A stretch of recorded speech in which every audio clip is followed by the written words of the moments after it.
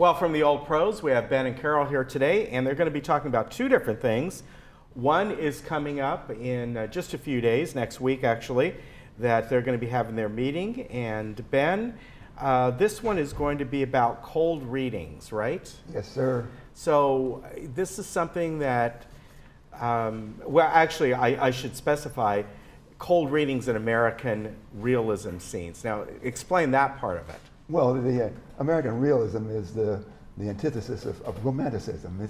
It's about everyday lives and of Americans responding to their challenges and opportunities. Okay. Hasn't changed since I was a kid. In a very authentic way. No fantasy here.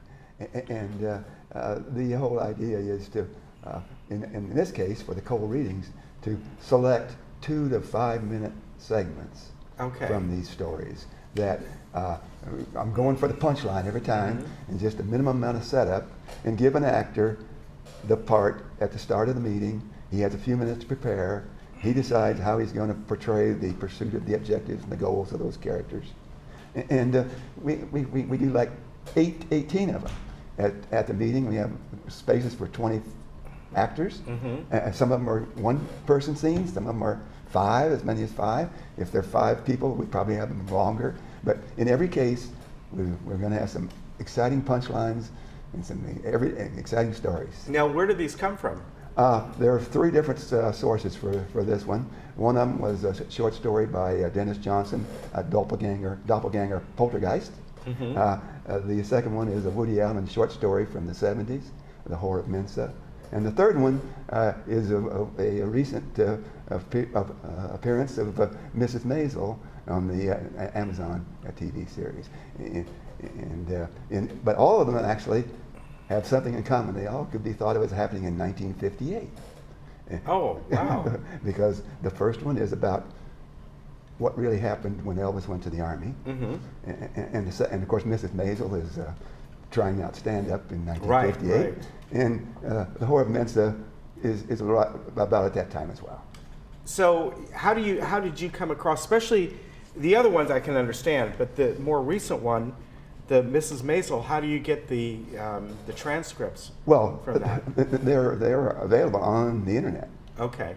And we're just doing little readings of them, so we're just promoting their show. Okay, well there you go. And we're going to have a lot of fun with it, and a lot of people are going to learn more about Mrs. Maisel if they don't have Amazon TV yet. All right, I do have Amazon, although I've never watched that. Oh, so try the second episode of the second season. Okay, it's fantastic. All right. She gets mustard on her dress just before she goes out to stage time. I hear it's a good show. I got so many other things I watch on there. It's like I got all these things on my watch list, and they stack up. Okay. Yeah, they really do. Right. All right. So now, next month, you, Carol, yes, are going to be doing 3. It's called 3 Women, 1 Fate: The Boleyn Inheritance, and this is talking about going back to Anne Boleyn, right? It starts, Anne Boleyn has been executed. Okay. And actually the 3rd wife has died after childbirth.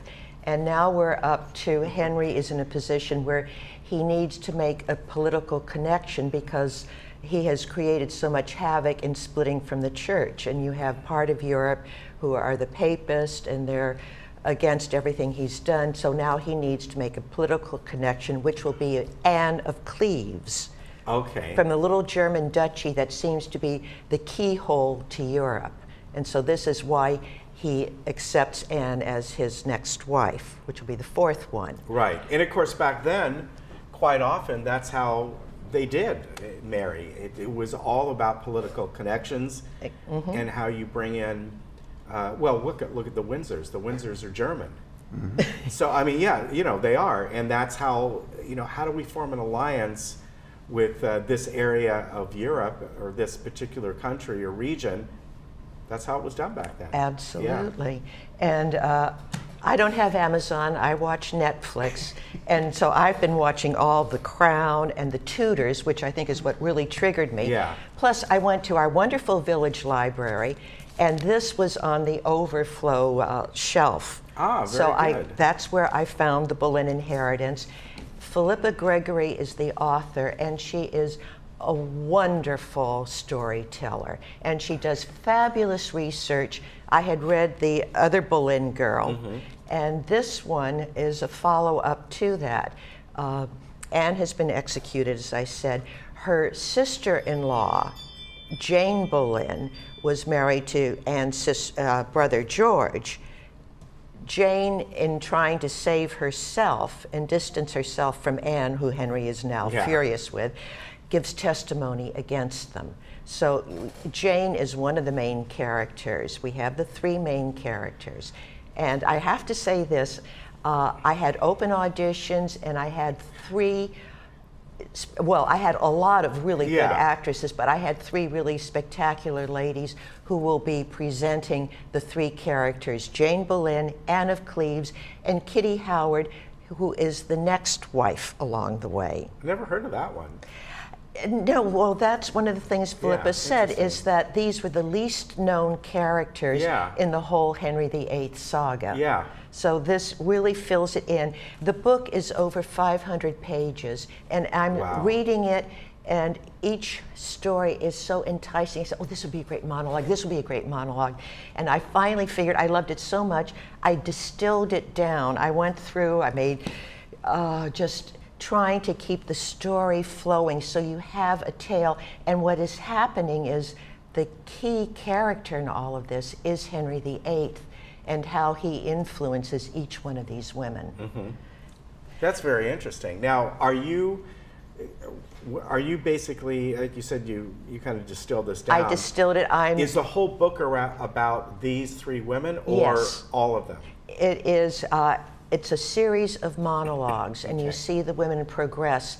You'll have a segment where Jane will be talking, then we'll go to a segment where Anne tells what she's thinking. Three totally distinct voices, which makes it so fascinating. And as I said, you get their take on Henry. And in this era of the Me Too movement, you'll see what women went through under a despot. Now, did these women know each other, or did they, they came one right after the other, but...